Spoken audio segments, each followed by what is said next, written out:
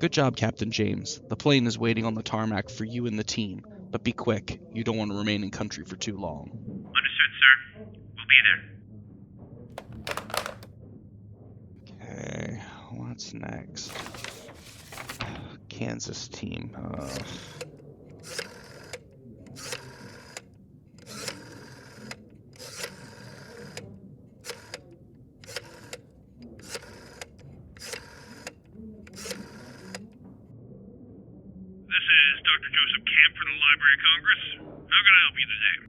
Hi, Dr. Camp. I'm calling back about the yellow bird file you had for me. Yes.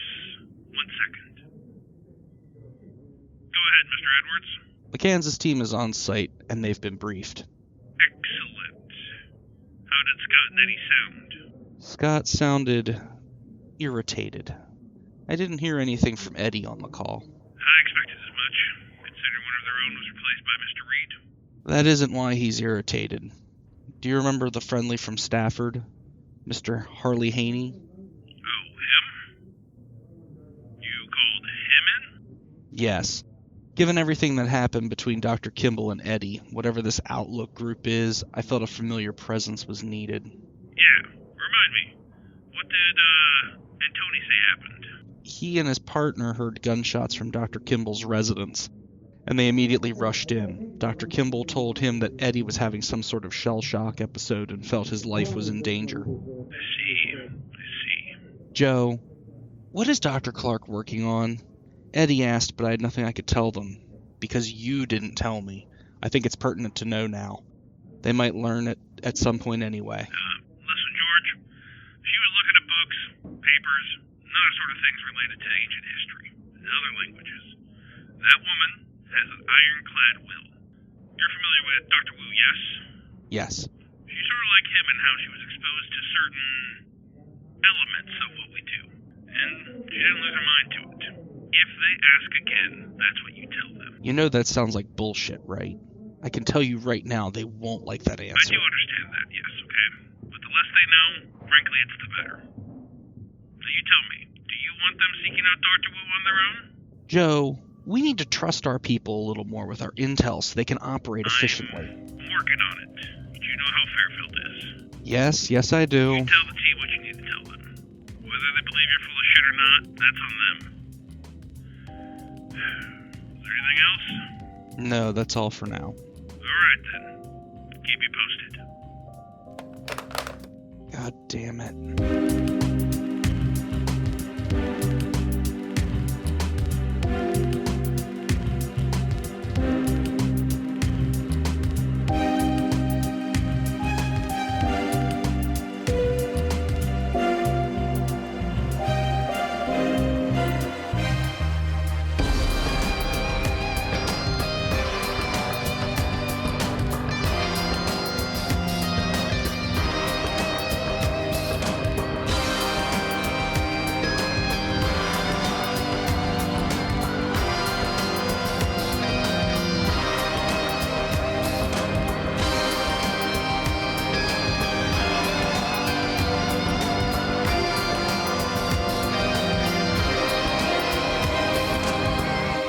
Four strange men are standing around in a hotel room now that the phone has been hung up, with a manila folder with a picture of this woman and her address. And also, you know where she works. Do you have the actual picture for us?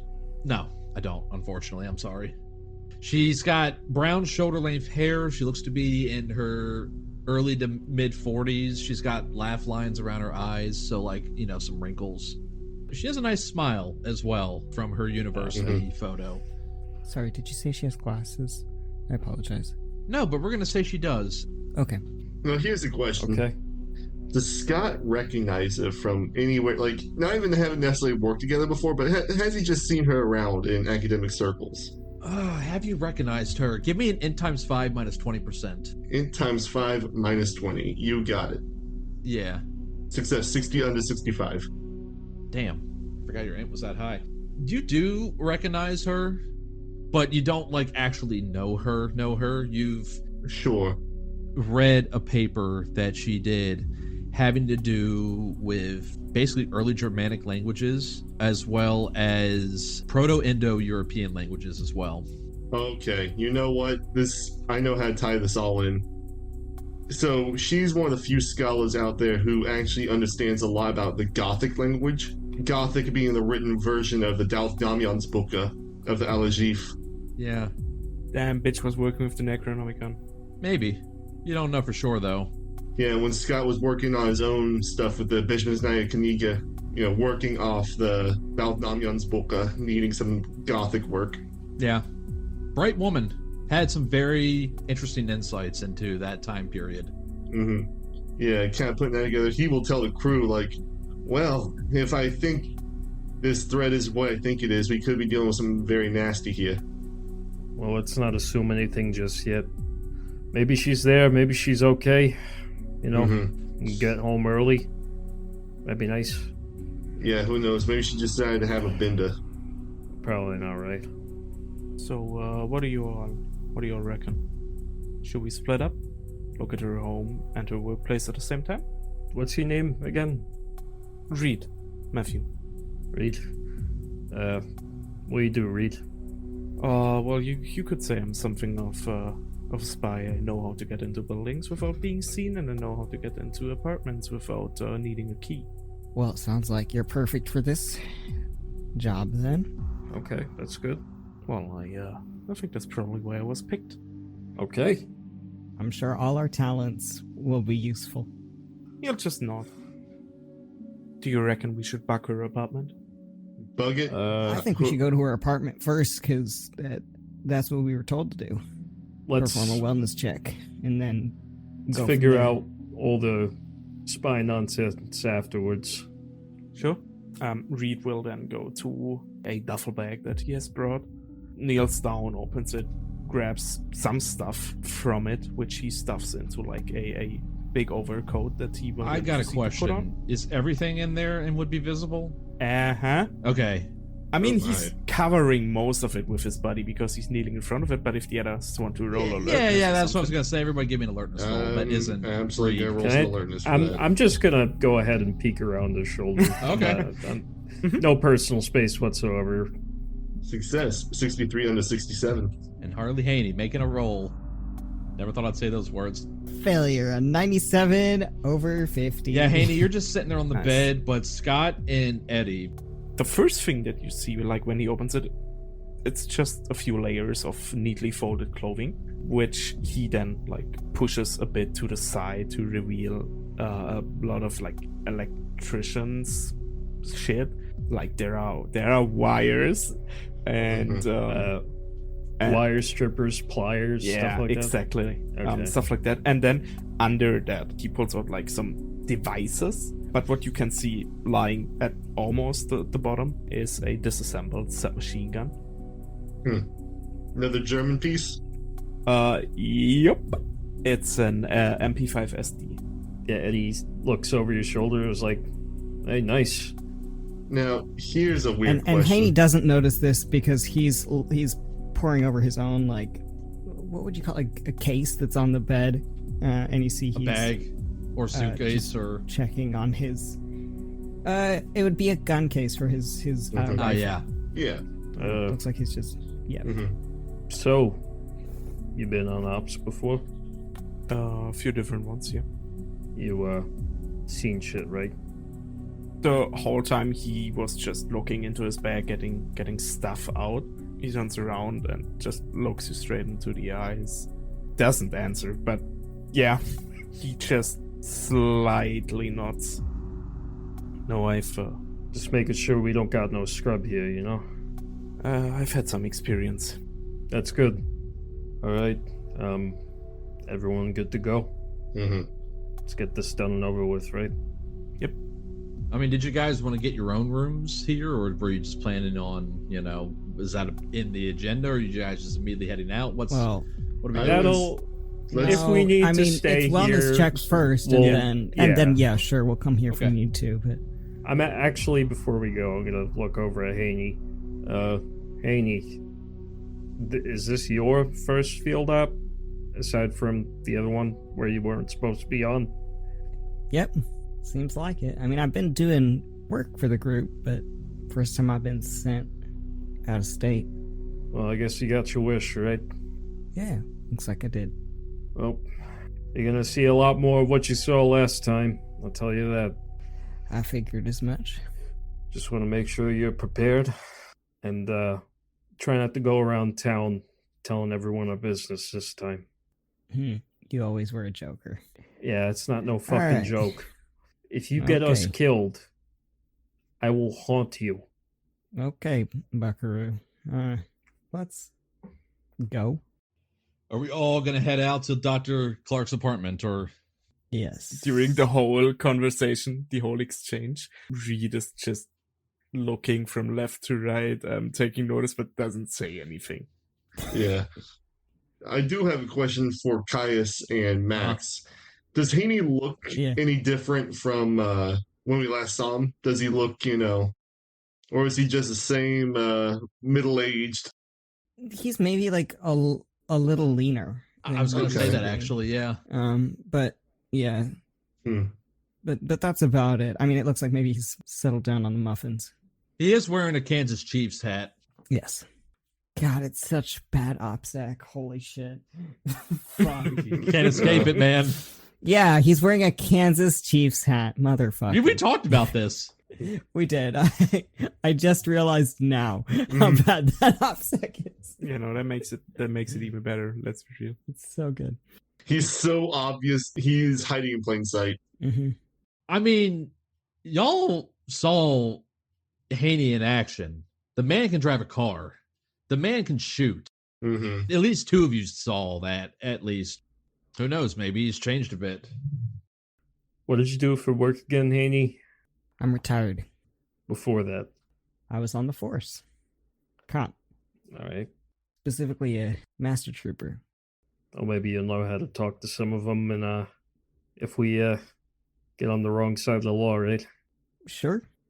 I've also done many a wellness check, so let's just go do it. It's fairly routine. Shouldn't be too difficult. Yeah. So, are all four of you rolling out to Dr. Clark's apartment? Is that the plan? Yeah, I think so. Yep. Okay. Yeah, looks like it. How is the driving arrangements occurring? Who's got a car? Well, I mean, I'm betting. car. Yeah. Do we all have a fucking 4-car operation? Yeah, all right. probably. Mhm. I mean, Again, You guys could have taken a cab here, remember? No. Nah, Reed drove his own vehicle. Let's take 2 cars, just so that we each have a ride along. I'll look to Eddie and say, Eddie, with me. All right, man. Well, Mustache, do you want me to be with you, or do you want to be with me? You see a confused look just like flying over his face, and then he says, I'd prefer to drive my own car if that's all right with you. All right. Well, I call shotgun. Yep. All right, so Matthew Reed and Harley Haney roll out in Reed's vehicle, and I'm just going to say that, Scott, you go with Eddie's vehicle. Mm-hmm. Yep. And you guys head out to Dr. Laura Clark's apartment at the address. As Eddie and I are driving, I'm going to look to Eddie and say, so what's your read on Reed, Eddie? That's a good one. I don't know. He looks promising. What about Haney? Well, Haney's Haney. He's a known quantity. This Reed guy, though, you pick up the fact he's carrying 2 Kraut guns on him. Could be something, could be nothing, but... Look, man, as long as he's on our side, that's all that matters to me. If he's getting us home safe, that's all that's on my mind. But if this guy turns out to be a piece of shit, I got your back, buddy. Well, we're all pieces of shit here, Eddie. It's just a matter of whether or not he's a stool pigeon for CARRADINE or not. Are we all? No. Or at least I'm not. How about you? Nah. All right. Well, if you have my back, I have your back, and just follow my lead and we'll get out of this. Be home before happy hour. Hopefully, right? Do Haney and Reed have anything to say to each other on the drive over? Or is it just silence? He drives a very neat AMC Eagle. The car is in, I'd say, what color? Just like a silver. It is clear that it had been cleaned. probably just hours ago, from the outside and the inside. Everything looks very neat. And yeah, Reed gets in, waits for Haney to also get in. So you're a spy like that License to Kill film that just came out? Well, to be honest, I didn't really have the time to go to the cinema. So, no, I guess. My kid dragged me to see it. Well, Pretty good. being a spy is, well, it sounds more interesting than it actually is. It's a lot of times just sitting on your ass. Yeah, there's a lot of movies about cops that make us look way more active than most of us are. He just gives you a side eye. He's driving. Obviously, Reed won't just completely turn to stare at you straight. But yeah, he nods along and says, yeah, representation in movies is most of the time, well, wrong, I guess. Nice dramatized, you know. Can't sell 4 hours of someone just sitting on his own. Well, wouldn't be that long, would it? It's been a long time since I had time for stuff like that. You keep busy? The Cold War's cooling down, but no, I don't think it will be completely cold in the near future. Well, that's ominous. Reed just shrugs and says, sorry, I don't think I should talk any longer about stuff like this. And he stays quiet. Yeah, that is just awkward fucking silence the rest of the ride. I need to roll a something real quick. Hold on. This will be, let's see. Eddie, since you're driving the vehicle that you're in, Scott would probably actually be able to navigate you, actually, given that he's from Boston. So with some navigation from Scott and with Reed and Haney not too far behind you, you pull into this lot and you see 3 triple-decker structures that are kind of like, they're like next to each other. They're not touching each other, but they're just lined up. And Boston's a busy city. This is not the small towns that you've been in previously. There's traffic. There's people walking around everywhere. These triple-decker homes are next to a larger, bigger apartment structure off to the left side. And there is a lot. But the first thing that immediately catches your eye as you pull into this lot, there is a police car sitting off to one side, facing towards the triple-decker apartments. And the cop is munching on a sandwich. You can see that as you pull in. But doesn't take much to see that his attention is focused sometimes on the apartment block itself. So you could surmise that he's paying attention to the comings and goings on that are occurring here. And Reed, as you pull in, you notice this too. When he does notice it, he will, while parking the car, break the silence of the car ride and say, there's a cop watching the house. Just behave as if you belong here. Yeah, I see him. He looks pretty distracted, but did you see a side entrance when we were driving up here? There isn't a side entrance. No.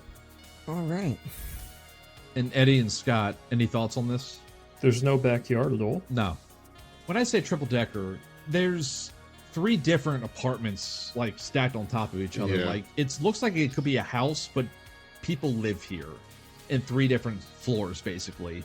Oh, yeah. okay. There's a picture I got further you. up in the chat that kind of shows what that looks like. I'm confused on where... Is there like an interior stairwell for each of the floors? You don't know yet. Okay, fair enough. All of you give me N times 5 rolls. Sure. Yikes. Success 10 under 85. Success 4 under 50. Failure 75 over 55. The failure is 72 over 50.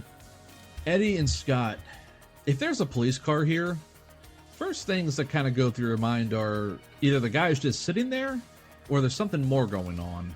Like maybe a kidnapping could have occurred, but there's really no way to know. Haney and Reed, guy's just sitting there taking a bite to eat real quick before he pulls out. I'm gonna look over at Scott. This might be bad. Well, listen. Out of everyone here, I'm the one who's least suspicious walking up to a door. You stay here.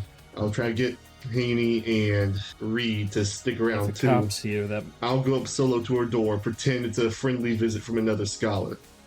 If the cop decides to react to that, then we know. it's more than that, Scott. It's more than that. I mean, with what you were saying about what this woman was doing, Possibly and the cops doing. being here, that means that this is an active crime scene, right? That means that they looked in that fucking apartment. We don't know until we hear one way or another. Sitting here and getting all worked up about it doesn't help anybody. Let's get to work, and we'll handle the problem as it arises. Shit. All right. What's your cover? Like I said, I'm just another scholar. I got my doctorate. I know who she is. I guess I'm that too, then. Check it up on our friend, right? Or you're a graduate student of mine. Sure. I don't know shit. Give me something to talk about. Something easy. Say you're looking at some ancient Greek texts. I'm your advising professor. I know Greek. All right. Cool. So a little bit more about this area. So there is like a parking lot out front, and these 3-story buildings on the left side, they are being like overshadowed by this much more massive apartment complex over to the left. Like those are easily like 7-8 stories high. But the thing too is that there is sort of like a grassy area on the left side of these 3 triple-decker apartments, and it looks like there's like a little bit of grass that goes behind there, and you can see kind of back to what looks like maybe a shopping center going that way, and you can start to see like the edges of like a sidewalk. But on the right side, it's too close to the there's like a big wall, and there's other buildings and such over on the right side. But you all have pulled up into this parking lot, and as Eddie and Scott are discussing their approach, Reed and Haney. So we both failed our int checks. Mm-hmm. Yeah, but still. Frankly, I don't know why we would be waiting. Honestly, because the others are. So, Reed just, while we stop, we see the others are probably not instantly getting out, and to not look suspicious, Reed says, "Let's get out, lean onto the car, smoke one, and wait what they're gonna do. Then we can talk about the cop." And he does it. Gets out, leans onto the hood of the car, and pulls out a cigarette, lights it up, and just casually stands there. Scott and Eddie, you see Reed get out of his vehicle and pull out a cigarette and start smoking. Mm-hmm. Haney, do you get out? As Reed is exiting the car, Haney will say, I don't smoke, but sure. And he'll also get out and just lean on the car, not smoking. It is quite cold out, but the cigarette feels quite nice. Reed, this feels very familiar to just a few weeks ago, actually, in Berlin. Leaning up against one structure or another, this time a car, last time it was a building. You're in your element here. Only this time it's America. just a cop. Yeah, it's America. It's just a cop and not the fucking Stasi that are on my fucking ass. Yeah, so seeing Reed and Haney get out of the vehicle, Scott will get out too, and he'll try his, now granted, Scott's not a spy, not really, but he's gonna try to do, a subtle but universal hand motion of stay here while he and Eddie approach the door. Just because 4 men approaching the same door all at once, that's sus as fuck. Absolutely. And she is on the leftmost of the triple decker. So you're approaching, Scott? Yeah, Before he and- does that, Max, question. Yes. I'm also gonna approach with Scott. Mhm. How good was technology around the time? Can I give him an earpiece so we could talk? Yeah. Or Yeah, sure. It'd be like a. So I would say that it would be something like a shortwave kind of like somebody would have to have a radio on them, but it would be connected to earpieces and such. So, I mean, if you want to try and get their attention, you can definitely do that to get them to wear a wire or earpiece. with the cars probably parked relatively close to each other, when Scott gives Reed the sign of staying here, just probably pointing down to the ground, just as he puts as he exhales smoke, waves with his hand to him as a come here real quick sign, Yeah, he will. and just pulls something out of his pocket, hands it over, and just says, "Put that in your ear.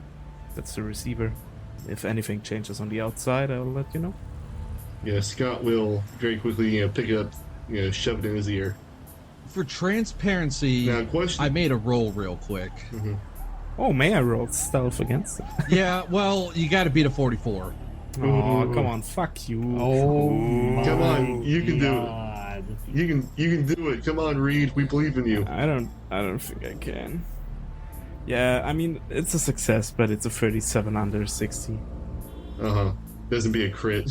That's okay. Yeah. Continue on. Yeah, no, he then leans back and starts smoking another cigarette. Yep.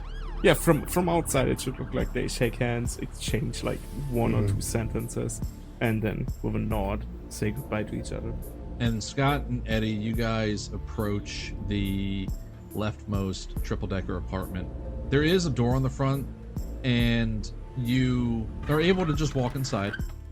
And there is a staircase leading up. You can see. So immediately when you enter in, on the right side there's a door.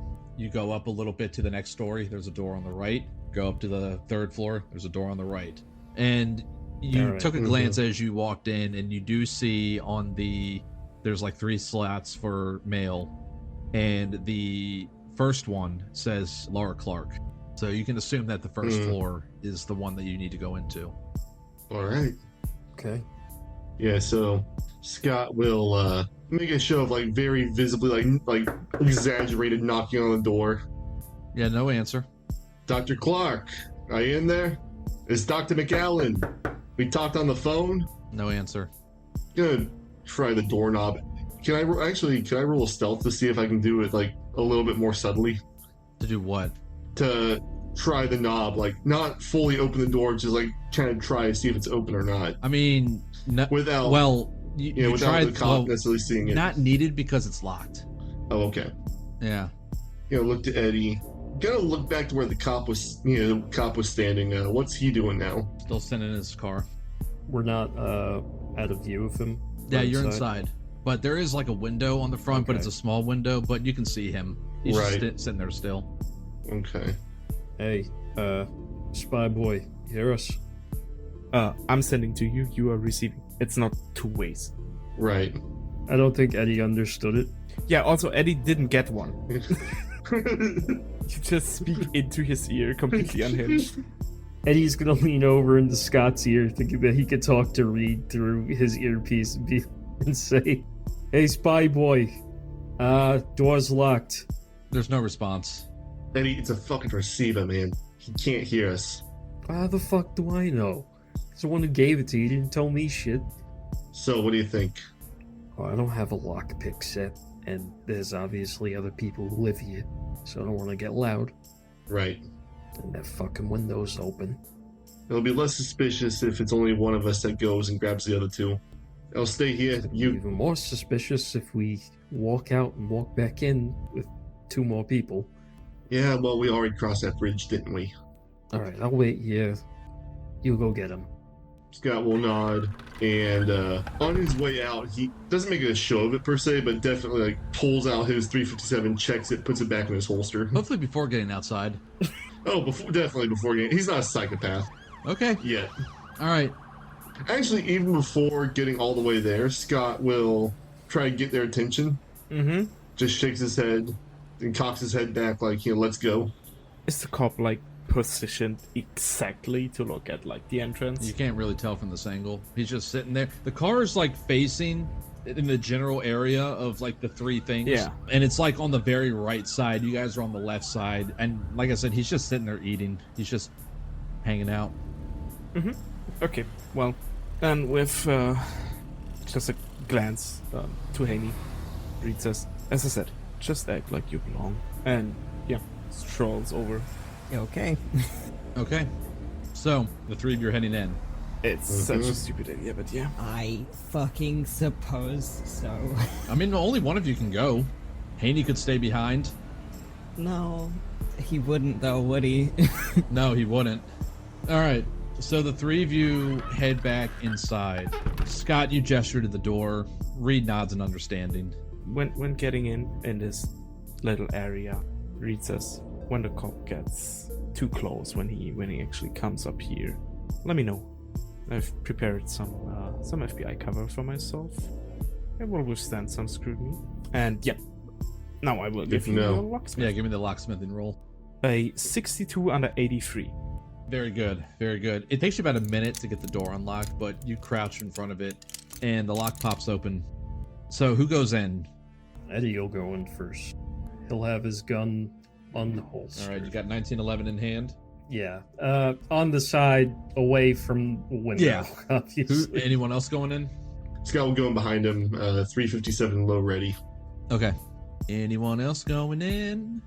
I think Haney's gonna turn to Reed and say, should one of us keep a lookout, or? Yeah, probably a pretty good idea. The moment you see the cop getting out of his car, walking towards us, just knock on the door. All right.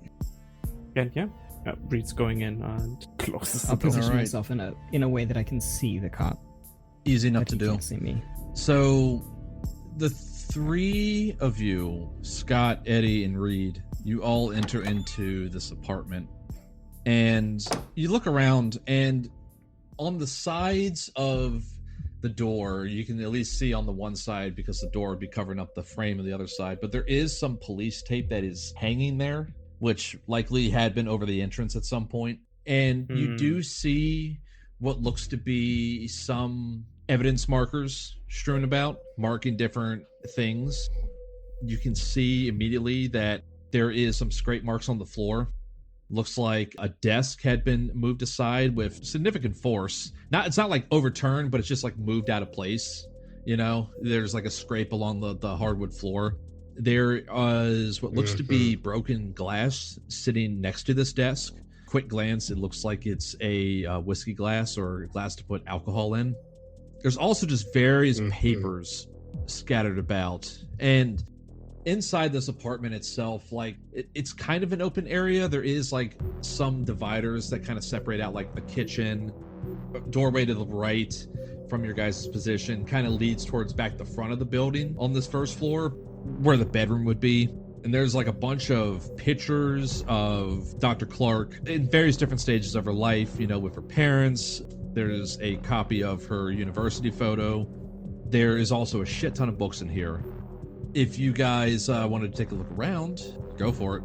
Scott immediately going to the papers on the floor, not necessarily picking them up, but kneeling down so he can read them, just where they lay. All right. So, what you're looking at is a translation of something into English. Do you read this? It looks like a poem. He won't read it aloud to begin with, but he will read it. And then if he thinks it's actually anything worthwhile, he will call attention to it. Yeah, give me a sanity roll for the unnatural, please. Incredible. Hell yeah. Damn. I'm just gonna say that Eddie's going to scope out the rest of the apartment, make sure it's secure. Success 41 on 41. That's a crit success. Oh my god. Wow. Well, that's good. That's fortuitous. He's built different. Yeah. You would have lost nothing anyway, even on a regular success. But I want you to roll me a d4. Absolutely. That's a 3. Yeah, add that 3 to your unnatural. Fuck yeah. So, Hell yeah. what you are seeing here, you can tell just looking at it with your practiced academic eye that it is a translation of a poem, because it's not a perfect copy. One thing that does stick out, though, is apparently the name of the poem. It looks like Dr. Clark may have written in her hand, and it's called Petition to Zathagwa. A name that doesn't... Well, that name doesn't mean anything to Scott. No, it doesn't. So now here's the question, though. Scott feeling the buzzing in his head as he reads over the text, does he have a feeling that if he reads this aloud, this is going to fuck with everyone else? No, but one passage you do read, for example, O Lord of foulsome life and fearsome death, to thee our fealty repays our gift of necromantic arts with offerings of red and pulsing hearts given in thanks on thine ensanguined altar. And, to avenge all crass impiety, our serpent-venomed dirks will never falter. Now hear our plea, O Lord of black and cavern spaces, whose jet dark orbs, though night admired yet see into all secret subterranean places, and whose black-furred bat-supple ears detect the faintest sound of all who plot in chambers underground. Fulfill our hopes, allay our diest fears. Grant us the gift of swift nocturnal stealth. Reveal to us each hidden jeweled hoard of kingly, and the paper's kind of torn at the bottom. Mm-hmm. You think this might be something you should consume? Mm-hmm. Like, No, like eat. Give. Like you want to eat the pages. Right. What the fuck? No, it reminds him so much because he went over the same text before in Church Slavonic years ago. Uh-huh. With that crit sand, though, I think instead he's gonna pick the papers off the floor, fold them up, and put them in his coat. Yeah, that's definitely something you don't want regular eyeballs to see. He will look back to the others, Eddie and Reed, and he's gonna say, well, that confirms that she was working on the Al-Azif, or something approximate to it. What did you find? Just kind of shakes his head. You don't want to read it. Trust me. But it was a translation of, you could call it a poem if you really felt like it, but more of a prayer. A verse to Zathagwa. Old deity mentioning occult texts. Yeah, there are some other names that you know it by. The Sleeper of Inkai, the Toad God, things like that. And I'll give you this too. From those old readings, certain things come up that this god or this entity or what have you has lineage that stems from other entities such as Yeb and Noog, things like that. Inkai is some sort of other interdimensional location from these texts as well that you, in your manic, frantic state all those years ago at Berkeley, well, in those years since, you had forgotten to a degree. But now it's all kind of flowing back to you in this moment. Yeah, it would not be possible to hide it. Scott, even in the cold weather, is very visibly sweating, and I'd say probably his hands are shaking too. Yeah, but I don't think the others are necessarily paying attention to that. So, Eddie, you're moving through the rest of Dr. Clark's apartment. I want both Reed and Eddie to give me search rolls. Reed would absolutely help Eddie go through the apartment. That is a crit with a 55 under 60, and I am gonna skill that. That is a critical failure. Incredible. 77 over 66. Balanced as all things. Jesus. Harley Haney, for your part, keeping an eye on the cop out front.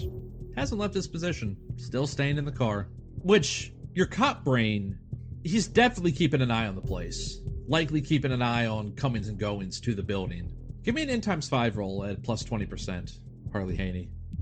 It's a success. It's a 42 under 70. So, thinking back to your days on the force, having done a few stakeouts yourself in your day, sometimes in cases before, because for whatever reason, criminals in Kansas are a special breed, to say the least. There were instances where people would come back to the scene of their crime from when you would be staking out locations. So you would think it's likely that if something happened to Dr. Clark, like say she was kidnapped, for example, it's quite possible that an initial investigation of the scene was done. And when she, didn't come into work today, because today's a Monday now, December 11th, it's quite possible that they had somebody staked out just to see if she'd come home, or maybe the perpetrators came back. Yeah. What do I do with that? I mean, I think his job right now is to make sure that the officer isn't coming in or calling backup, so he's just logging this away in his brain to discuss later and keeping an eye out. He does make a mental note to tell the lads to make sure that the scene is pristine. So, yeah, he's just gonna sit and wait. So, with that critical success read, something you do notice about the door, where the door meets, like, the hinge, where it closes, because you happen to look at that as you were coming in, and you just close the door, but you stop and you take a look. There is slight scratching on the other side, like on the metal, on the wood of the door. And you would know this because there has been a time when you were overseas, Norman would often get up to a subject's door and knock and then kind of like wait for the door to open a little bit and then just forcibly push their way in. And knowing what that looks like, that is kind of what looks like what happened here.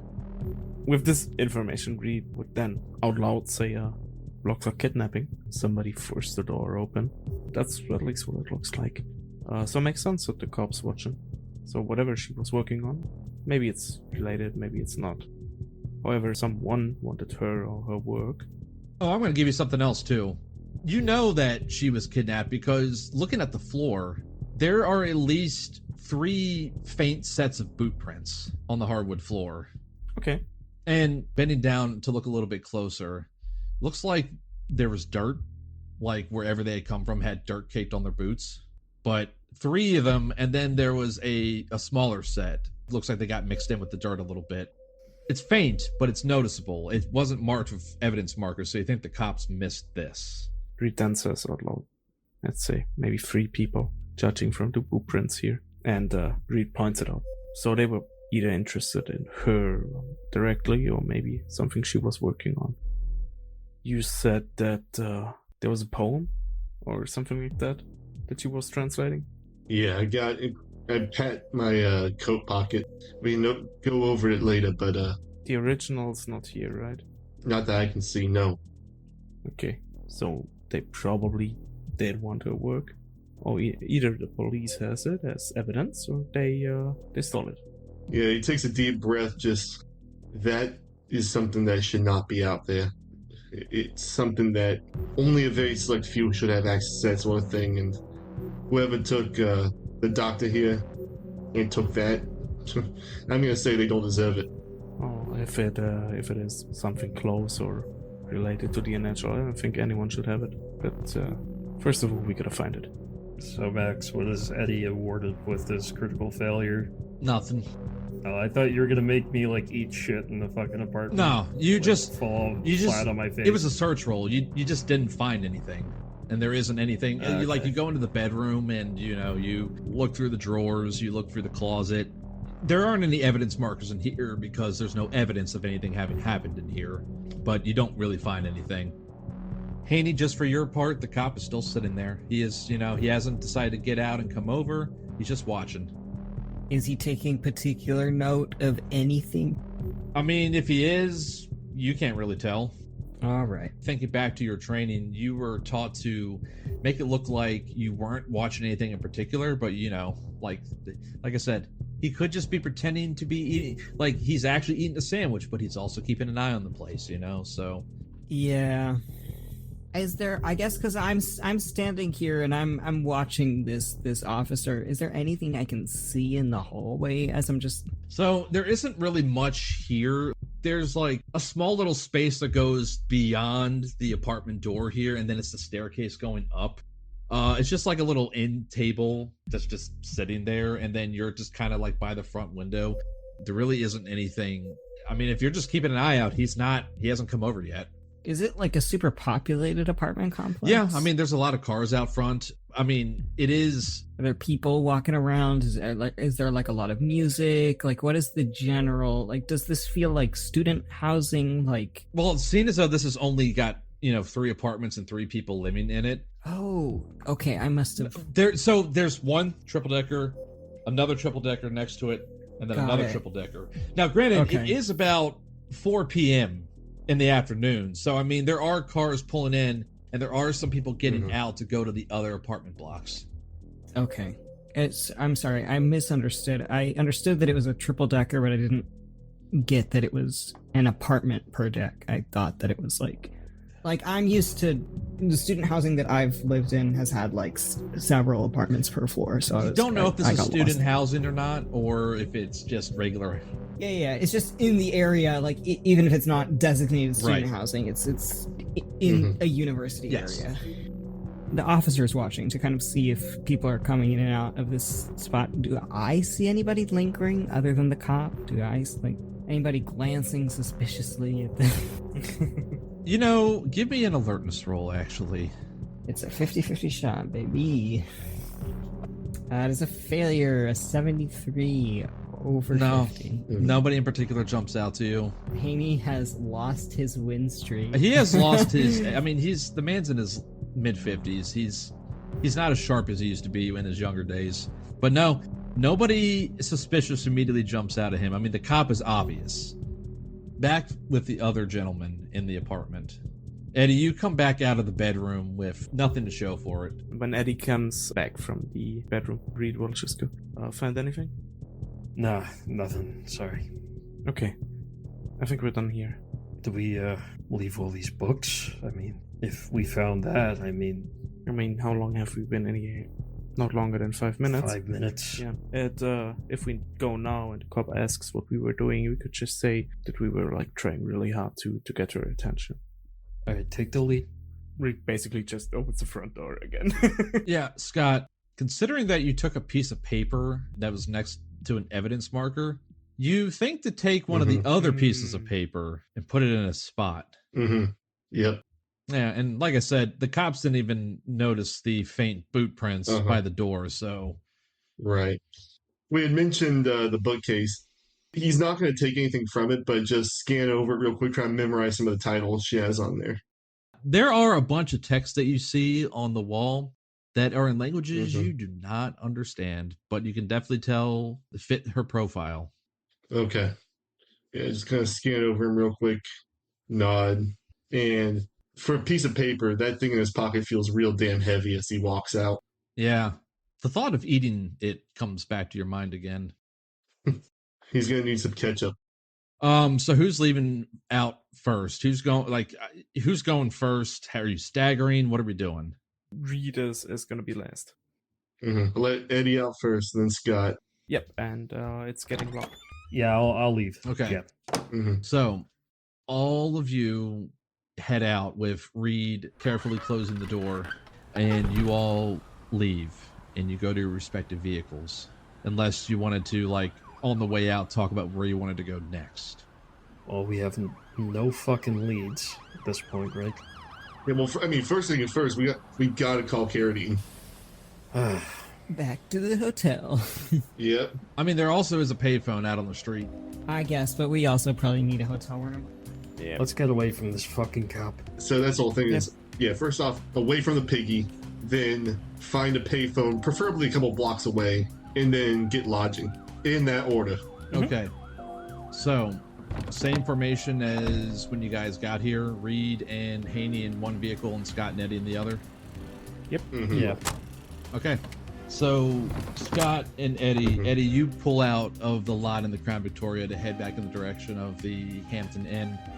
Reed and Haney, you pull out as well. And then you see very noticeably that the cop pulls out and is following you guys.